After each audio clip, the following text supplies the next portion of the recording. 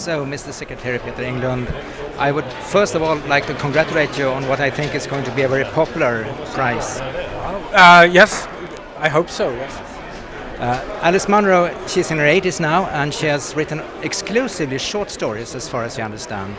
Yes, well, she has written one book that she sort of calls a novel, but it is a collection of stories regarding the same, dealing with the same people. And she has also written, one of my personal favorites is a book she wrote, I think it came out 2006, which is called The View from Castle Rock, which is sort of a hybrid between a history, fact and fiction, where she investigates her own family background, going back to Scotland and so on. And I don't know what you call that one, but besides these two ones, she has only written short stories, yes. I read her now and then over the years, and I'm struck by the fact that she moves in a rather small world. It's Canadian, it's a little bit backwater towns and so on. Could you say something about the milieu? Oh yes.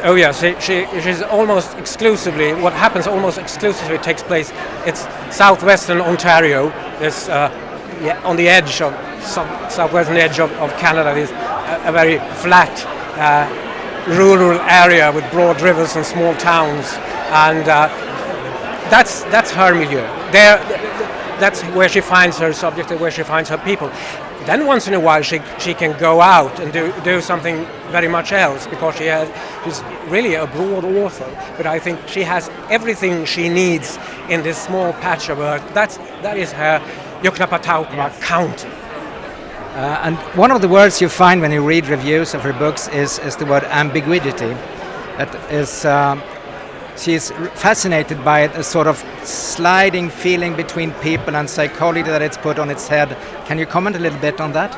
Well, I think she is very good at capturing these different moods in people, not feeling, a bit sitting on the fence. I think no one has better deconstructed the central modern myth of romantic love. Not just saying that it means this or it means that, but showing that people can be feel very, very different things about it. There's a quotation from one of her short stories. It was a miracle. It was a mistake. It was what she dreamed of. It was not what she wanted. And having this ability to pick out decent people, not knowing exactly how they should react and so on. She is a fantastic portrayer of human beings. Small people, big feelings, as they say. Yes. Just one more question. She's now in her 80s, and she said that she's going to stop writing. Do we have any comment on that?